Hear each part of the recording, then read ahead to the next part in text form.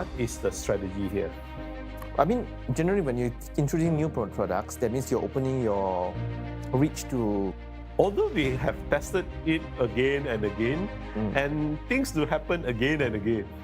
Something got to do with the life as well, because they like to throw challenges to you again and again just to test you. And when you think the storm is over, they'll just try to beat you down again. And hey guys, welcome back to Yes Academy podcast. And we were talking about the... Yes, don't say it. See, I helped myself, but it sounds better with that. Yeah. We will just go straight and let's not talk about it.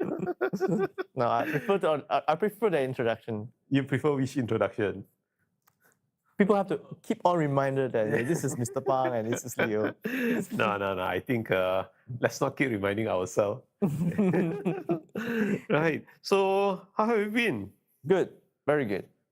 Yeah, very good lunch just now, I would say. Yeah, it was good. It was, I would say the bonding session was good. Yes. The chit-chatting session was good. Yes. Although run into some camera issues again, but it's settled. You know something? Of course, the audience wouldn't know, but we know what happened behind the scene, and basically, although we have tested it again and again, and things do happen again and again. Yeah, I think this is something part to do with the life as well, because they like to throw challenges to you again and again just to test you. And when you think the storm is over, they'll just try to beat you down again. And I believe that applies to business also, isn't it? Yes. Where although you thought you had things under control, but somehow or other something else will come out. Yes. No matter what you do. No matter what you do. Yeah. So which is why, like you said, face it with a smile. That's it. The only thing you can do. Yeah. Patience.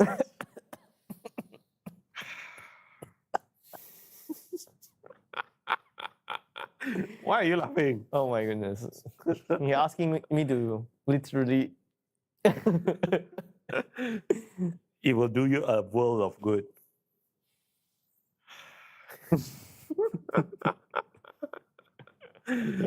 All right, let's get back to the quadrant, okay? I think we had a very good discussion on the quadrant. Even we did. Discussion. I think we were talking about Tesla. Yeah, we did. So this is the first quadrant. Yeah, because we started off with talking about GST, and then we talk about goals, then we move on to strategy and tactics, and then after that we talk about the 4 different quadrants, and this is where we are going to match the strategies and the tactics in each of the quadrant, because we know that for us to target each of the quadrant and for us to do well in each of the quadrant will require different strategies. That's true. When it comes to different strategies, that means different tactics also. That's true. Yep. So let's start off. Yep. Right. So before that, let me just test you. What are the 4 quadrants? Oh, the x-axis, the y-axis, Yes. Existing customer, new customer, existing product, new product. So 1, 2, 3, 4. Okay, good. So quadrant 1 is? Existing customer, existing product. Right. Quadrant 2? Oh, new product, existing market. Yes, correct. New product, existing market. Yeah. Quadrant 3? Existing product, new market. Existing product, new market. Yeah. Right. Quadrant 4? New, both new. All right. Thank you very much. Yeah. Yes, that is right. And some of you may wonder, right, where I got this matrix from. This matrix, I got it from, this matrix is called Ansoff Matrix. Ansoff Matrix. ANSOFF, Ansoff Matrix. And when I first learned about this concept, I was like, okay, how do you apply? Because every concept that I learn, I must make sure that I know how to apply. So basically, I was trying to figure out, how do I apply this concept? And then after that, when I came out and did my own business, then I realized, this is how this concept works, this matrix works. And that's why I would like to share with you the strategies and the tactics in each of the quadrants. So let's start off with quadrant 1 first. Quadrant 1 is existing market. Existing product. Existing product. Yes. Right. Yes. Now, if you focus too much in this market, what will be the impact? You can't grow because there is finite existing customers here, and then there's no like a guarantee that they'll be always loyal to you. Very, very true. Yeah. Right? Because if you focus this too much, you are just doing it here. There is no growth in the market. Yes. So when there's no growth in the market, is that I hit you, you hit me back. You and your competitors, right? I will whack you, you whack me back. So that is why this market is also called, for some people, they also call the red ocean. Yes. Very, very, very competitive. Very, very competitive. And so that is why here in this market, you need to have two strategies. What are the two strategies? Strategy number one is that you need to defend your market. Definitely. Okay? Your current customers, you need to defend it very, very strongly. That's strategy number one. Strategy number two is that you need to eat into your competitors' market. Because if you are only defending, it's not good enough. Yes. You need to attack also. That means that you need to grab market share from your competitors. So that is what, these are the two strategies when you are focusing on the existing market, existing product in quadrant one. I see. This is actually extremely important as well, because it is the existing market that defines you as well. Because at the end of the day, without existing market means you're not having any loyalty and any retention, and that means that you're bad. But that doesn't mean it should be everything. Yes. You see, the thing here is this, right? You have very loyal customers, but if they are getting a better deal from someone else, do you think they will stay with you? No. Unless they love you, but love is very difficult to earn. Yes. And I can tell you something, everything is dollar and cent. Yeah, that's true for most people. Yes. And if let's say they get better dollar and cents from the other side, I believe that they will pass on some of your, they may not pass on all, but they will pass on some of your businesses to the other side. Yes. And in the end, you still lose business. Yes. So that is why this part, you definitely need to defend. And at the same time, you need to grab market share from the other side. So that is the strategy here. In terms of tactics, we'll talk about it later on. Right? Now that is for Q1. Now, what about Q2? Q2 is new product, existing market. Yeah. Yes, correct, right? So what is the strategy here? Wow. I mean, generally when you're introducing new products, that means you're opening your reach to, especially like, for example, let's say we don't sell coffee, and suddenly we introduce coffee drinks and our tea drinks, and you're essentially introducing a new product into the market. Correct. So let me take an example of your product, right? You have so many products that you have in the market. So for example, I'm your customer. I'm already buying, for example, toothpaste from you. Okay. What will be because this part is on new product, existing market. So what other products I need? Well, okay, we're coming out with the 7 coffee and 7 tea soon. Yes, right. Coffee infused with 7 mushrooms, super mushrooms. Yes. So that is why if you know that I'm a coffee drinker, then... Yes, and not just that, either you're a coffee drinker or you're a tea lover. Both can. Yes, correct, right? So that is where this is also a very important thing, right? And because the existing customer, they're already your existing customer, so it's very easy for you to sell in the new product. That's so true. Here, the strategy is this, right? Here, the strategy is product development. That's true. Once you have the right product, market it to your existing customer. Now, do you think it will be much easier? Very easier, because once they like one of the product, the second will be easier. Exactly. So that is why Q2 is also important. Yes, very, very important. Yes, very important, right? So yes, that is for Q2. But what about Q3? Q3, what is Q3? Well, that would be existing product, new market. Existing product, new market, right? So which means that you are creating a totally new market that has not been served by anybody, not even your competitors. It's a totally different market. For example, you are going overseas. You're going overseas, or you are targeting a segment of the market that is currently underserved, or nobody is serving. So you find that there is a potential in that market, so you are moving towards that market. Yeah, it's very, very important, and we do it all the time. Yes, expanding overseas. Correct. Because the world is your playground.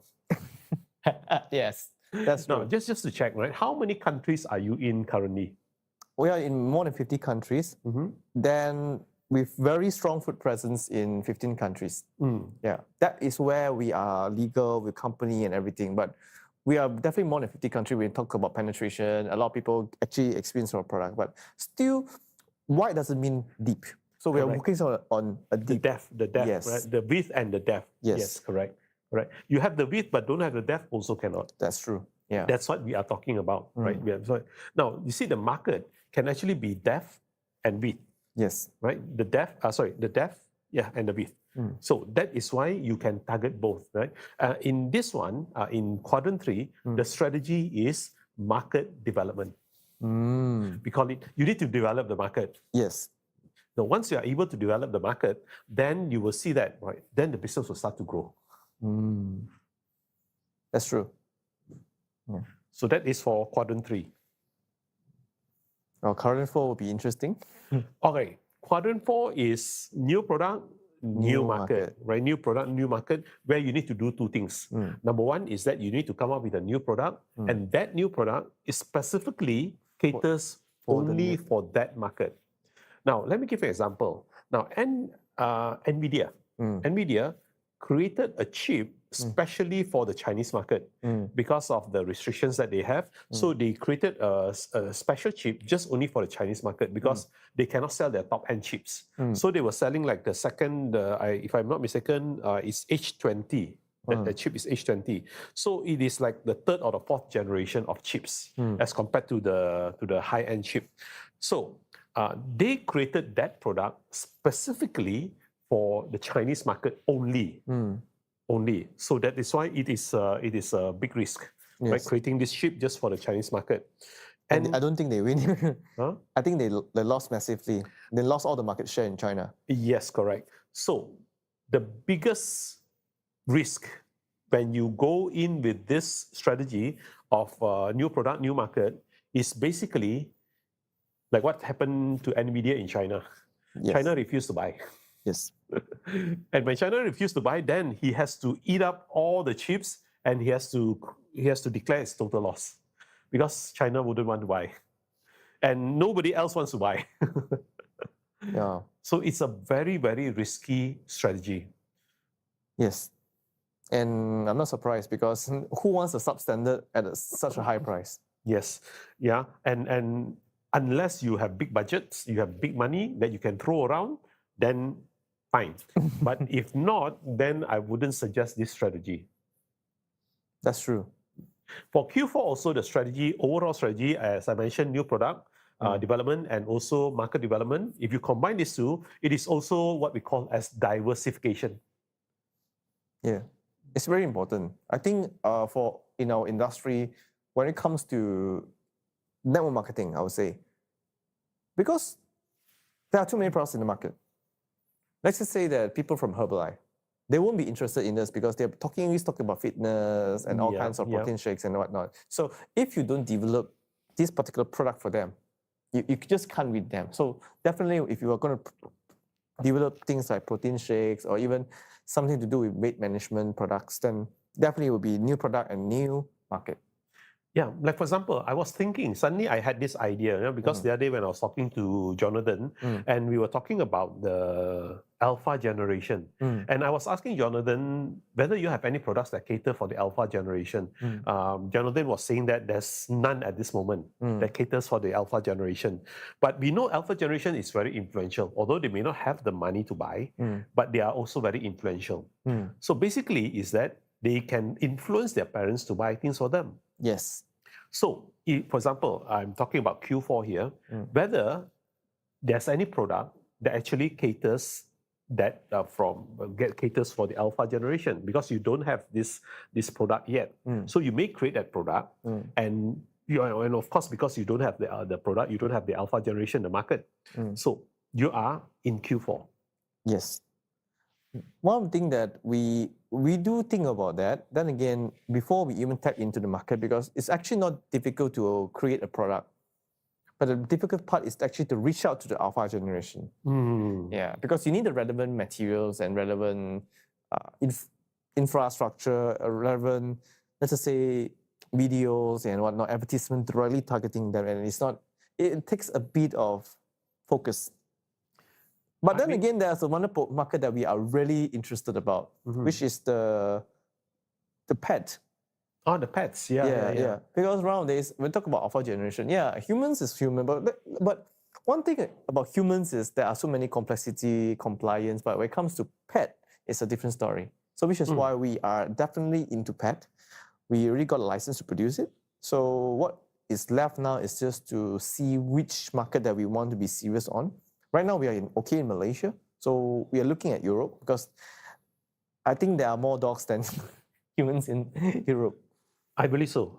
I think they love dogs more than cats, I think. Yeah. They love both of them. And I believe that this is going to be our blue ocean strategy. Blue ocean strategy, yes. By the way, just to let you know, since you brought that up, Q4 is also called the blue ocean. Ah, I see. Yeah, and definitely you can look at like for example, markets that are underserved. Yeah, definitely, yes, you can really like pets and all that. Yeah. So one of the things that we really look into, maybe this year, next year, we want to be aggressive about that. Yeah. Okay, so let's go for a short break, and when we come back, let's see what are the tactics that we can use. We all know the strategies, but now we would like to go deeper and understand what will be the tactics that will be used in each of the quadrant. Be right back.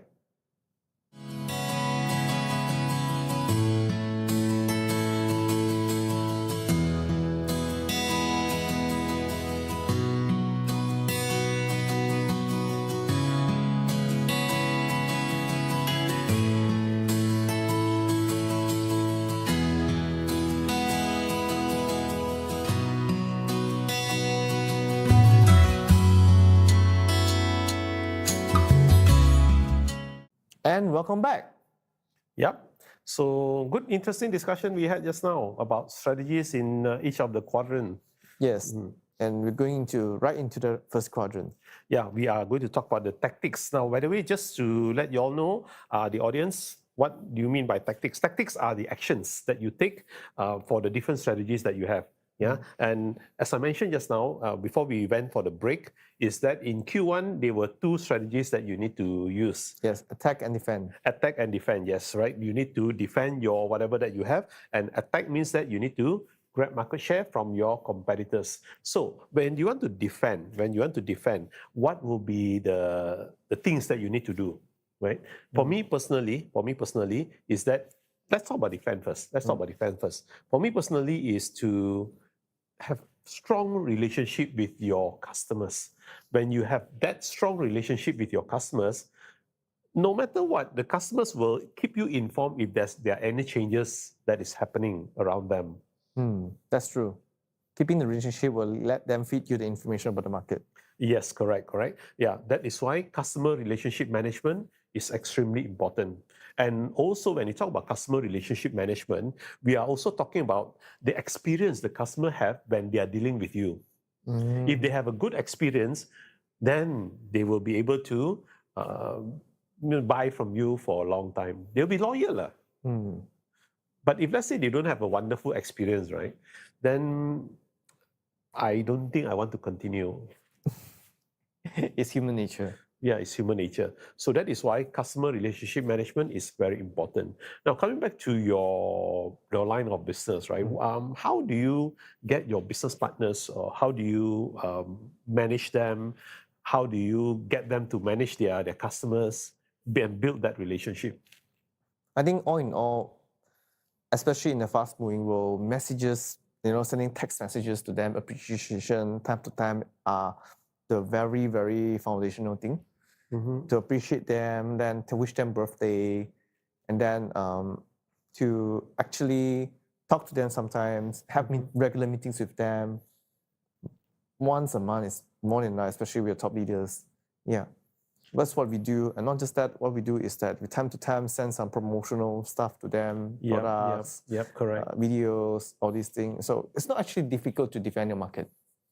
Yes, correct, right? Because the most important thing for them is that if they have any issues, the company will help them to deal with it. Yes, Yeah, and help them to deal with it, solve their issues lah. that's true. And once the company is able to solve their issues, I believe that they're okay with it. Yeah, they will continue to do business with the company.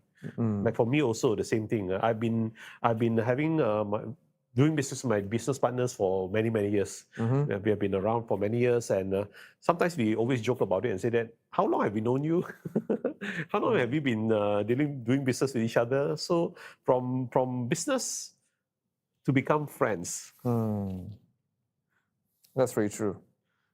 So I think one of the things that people fail to realize is that a good relationship can actually, prolong your business lifespan as well. Yeah. And a lot of times I think, not to say I want to criticize some companies, but when you're dealing with companies that are more American, usually their services are very bad.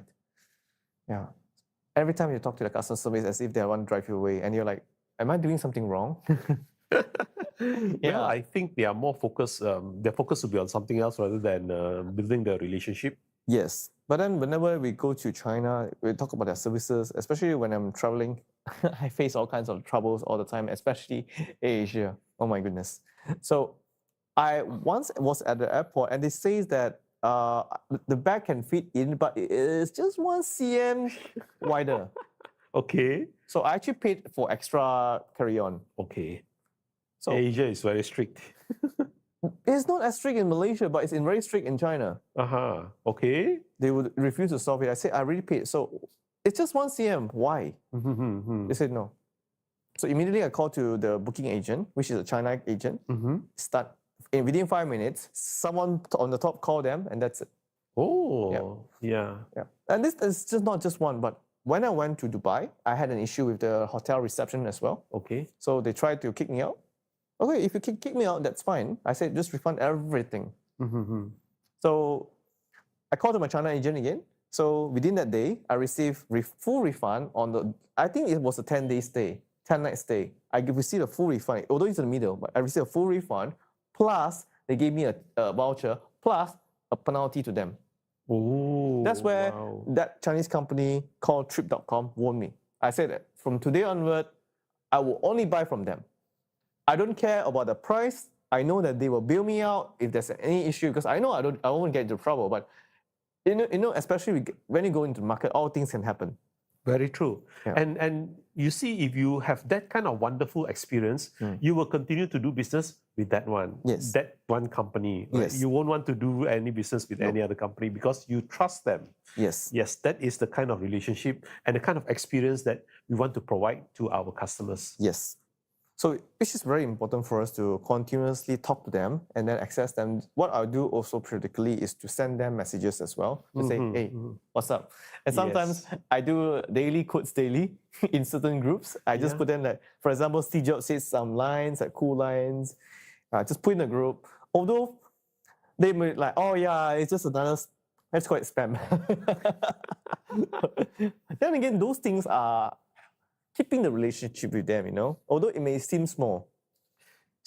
It's not a big thing, When you talk about customer relationship management, it's not about the big things. It's about the small little things you do for them, and that makes them remember. Yes. So I'm really learning from that. Yeah. Defending is, but one thing about defending is not fun, because the more fun thing is to attack. Of course, but we still need to defend. If you don't defend, then other people, you can keep attacking, but you forgot to defend, gone. Yeah. And also one of the things that Dr. Chan did, whenever her VIP customers, she will do their surprise birthday blow cake. Yeah, I mean, can you imagine, your supplier knows your birthday? Don't you think that is great? Maybe not me, but most people, yeah. For me, if I know my business partner's birthday, even though I may not be able to see them because they are far away or whatever, I will give them a birthday wish. That makes their day. Yeah, that makes their day. So it's something, small little things, but it really means a lot to them. Yes. Especially remembering that is... Oh, yes. And I believe right now what happened also is that, and mind you, even income tax, on your birthdays, they'll send you a birthday greeting. Oh, wow. Income tax. Government agency, all right. Oh, wow. Yeah. Yeah. But the only thing about government agency is compliance, enforcement. They have become very customer friendly now. Oh. Yeah, recently I went to a government agency, SOXO, Mm. SOXO government agency, and I thought it would be just like any other normal government agencies, where they are not so friendly. They will be very just like government-like. But when I went there, because I had some issues, then I went there and I was discussing with them. They are very friendly, Oh. very customer oriented. And I was like kind of surprised because I don't really deal with government. And when I deal with government, like I'll just go in, things done, and then out I go. But they were very friendly. They tried as much as possible to help you out. Wow. I'm surprised. Yes, they have actually changed a lot. And also recently, because last year I went overseas, I renewed my passport.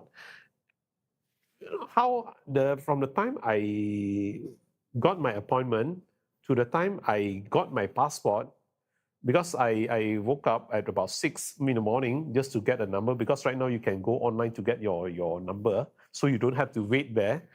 Then from the time I arrived there and from the time I got my passport, within 2 hours. Oh, wow. That's very fast. Very, very fast. So things have improved in the government agencies in terms of customer experience. Yeah, that's undeniable. So I think the best thing about defending is actually just to do what you're supposed to do competently. Yes, correct, right? So that is one aspect of customer relationship management. And the other part that you all can do is that come up with a retention program, or some people call it loyalty program, right? So I believe you all have that, right? We do time to time. Loyalty program. Like for example, when they reach certain stage, we give certain rewards. These are definitely very important. Correct. So I believe that in a lot of retail sectors, they are also doing loyalty program where they were, like for example, the petrol stations or even or any of the retail outlets, right? They have this card or things that when you buy things from them, you can accumulate points, and with the points, then you can actually exchange with something else. So that is part of the loyalty program. So which means that whenever I go back and I buy something, right, I will know that I do have some points, and can I exchange it with something else? Yeah, that is part of the loyalty program also. Yes, and I think one of the things that you mentioned before, birthday. So a lot of companies actually do birthday promotions as well when you are having a birthday, right? Massive discount, something like that. And then like Hai Di Lao does that as well. Yes, yeah. correct, if you can go back there, then they will give you not just birthday discount, but also birthday song, birthday cake, everything. Very true. Very true. Right. So that is why you can see that, right? With the loyalty program, that helps you to lock in your loyal customers, your current customers. Well, let's talk about attack. I know you are very interested in attack. So let's go for a short break, and then we'll come back with attack in a short while. Be right back.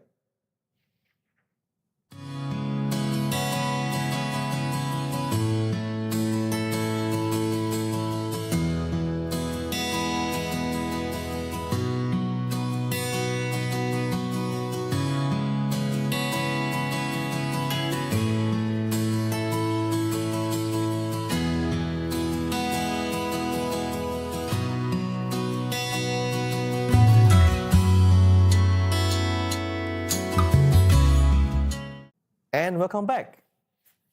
Yes, we are discussing about Q1. Defending. The tactics, attack, defend and attack. Yes. So we have already discussed about defend. Yes. So let's talk about attack. Now, attack is one of the things that you all can do when it comes to attack, because you need to grab market share from your competitors. Is there any way you can have what we call as onboarding program? I'm not sure in your industry whether you have this onboarding program where you get them to come in, possible to do a trial first, and then once they are okay with it, then they can continue on. Yes, this is what we call as onboarding program. Some people call it the different names. But in general, it's called onboarding program. I'm not sure how to apply into direct selling. I think direct selling is not so. How do you onboarding? Onboarding, for example, right? For example, one of the ways to onboard first is to get them to test out your product first. Oh, we do that all the time. Yeah, get them to test out your product and then get them to monitor them. Yeah, monitor them for like, for example, a month or two. And after that, do a survey with them, do a survey and say that, and ask them, how do you find the product? Right? How do you find the product? Is it working for you and all that? And then if the product is working very well, then after that, then can you start to consume this product? So that is how you onboard them. Because when you want to bring them in immediately, I don't think they want to do that, right? Because they're currently using other products. But if you do it slowly, and then after that, then that's how you manage to convince them to change to your products. I see. Well,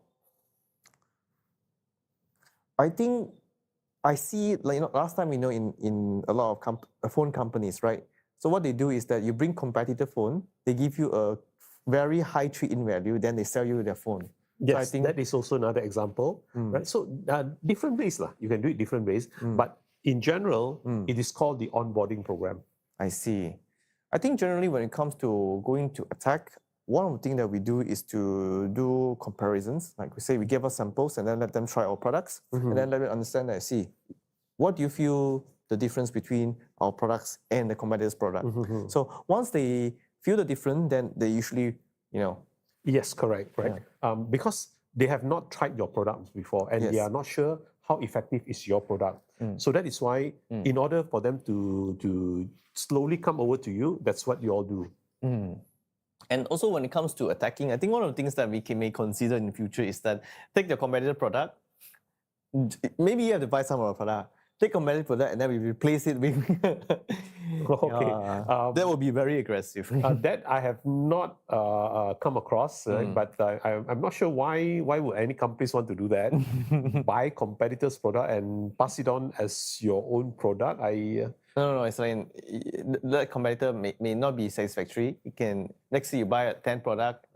We want to give you extra too, but bring their company's product to exchange because you're from that company. Okay. They have this in electrical equipment. They have this called trade-in. Trade-in. For example, right now, for example, you have that equipment, and that equipment is too old, right? So you can bring it in, and then after that, I'll trade in with my product. That do happen also. So right now, which means that instead of you using the competitor's product, you are now using my product. I think direct selling is not that relevant, but we'll find a way across that. Because at the end of the day, the market is very, very competitive and we need to find ways to actually win them. So maybe from the approach of product as well, sometimes marketing, direct marketing. Because what we did in Facebook marketing is that you can find people who like certain page and then directly market our product. That's also where I will come to my next point. Next point, in terms of attacking also, is to do sales promotions. Yes. Promotions. Right? When you run promotions, you're actually getting other people to actually come and try your products. Yes. Right? So that is one way. And in fact, a lot of companies, especially those who are running B2B, not B2B, B2C, they do a lot of promotions. Yes. Just to share, what are the promotions you run? Well, from time to time, we do, like every month, there'll be the product of the month. So we'll talk about the product, we talk about what the benefits of it, then we'll throw in the promotion or buy 2, 3, 1, something like that. So the market will be like, oh, this month is about this one, let me just come to it and then... Correct. So that is how you get potential customers to adopt your product, right? So that's where you're attacking other people. That's true. And I find it very, very good because especially companies with 1, 2 SKU, they are struggling because they can't keep doing promotion all the time. But for company with a huge SKU, it's just to be product of the month. So not so stressed up on that. Yeah, because this month you can focus on this product, next month you can focus on another product, and so on and so forth. So basically, you have planned out your promotions for the whole year. Yes. If you have, let's say, for example, 12 products, 1 month, 1 focus products. Correct. Done. Yes. So this is one thing I I think I'm fortunate with whatever settings that we have, because I think this system allows us to be more flexible. Yeah, correct, Yeah. correct. And that allows us to really, and every month, let's say you do a global Zoom, then you can have something to talk about. Yes, correct, right? So that is why you can see that it's a very effective way to get people to adopt your products, to buy your product. Yeah, to move into your ecosystem. Yes. But that is also true. I mean, the other side is also true. It's also easy for other people to. Definitely. If you can do it, other people also can do it. See who grabs whose market share. That's true. So ultimately, it comes back to, I think one of the most important thing, especially in direct selling, I think it comes back to two things only: quality product and also service. And if your service is good, everyone just is looking just for in the Chinese word called 情绪价值, means the emotional value.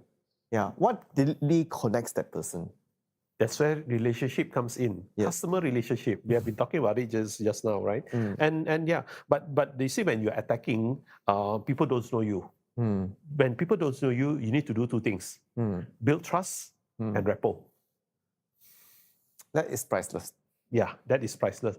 I always tell people, when you are seeing someone new and they don't know you, build trust and rapport before you even start to sell anything.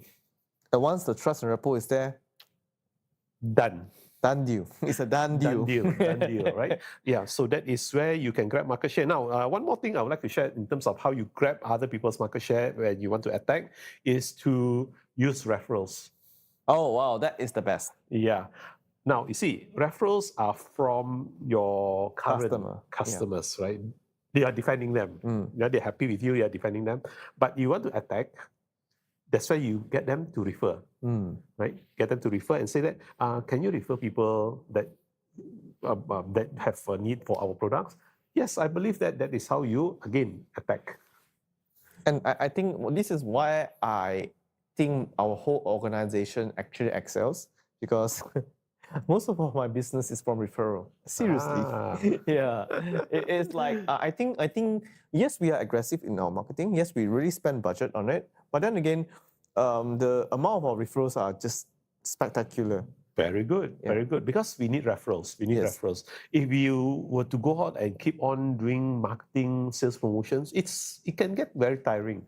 Yes. So that is why you already have your existing customers. Maybe you can do an incentive program for them to do referrals. That's true. I actually have a business idea to share with you. I will tell you after this. Oh, okay. Good. Speaking of this, it got into my mind and I just can't shake it off. Okay, fine. We'll talk about that after we have done this podcast. No, not so fast. All right, so that is about Q1. Yes. Basically, we have covered all the two strategies. Remember to defend and attack. Yes. And of course, in defend and attack, we do different things. Yes. In Q1. Yeah. And guys, I think this is not just limited to all the tactics I've mentioned. So if you guys have any other strategies other than the what we have mentioned, please write in the comment box. And then the one with the highest like there, we're going to throw in some products as a promo. The one with the highest, okay? We're going to give one product to you wherever you are, okay? We'll mail that product to you. And let's see who's the winner. Good luck.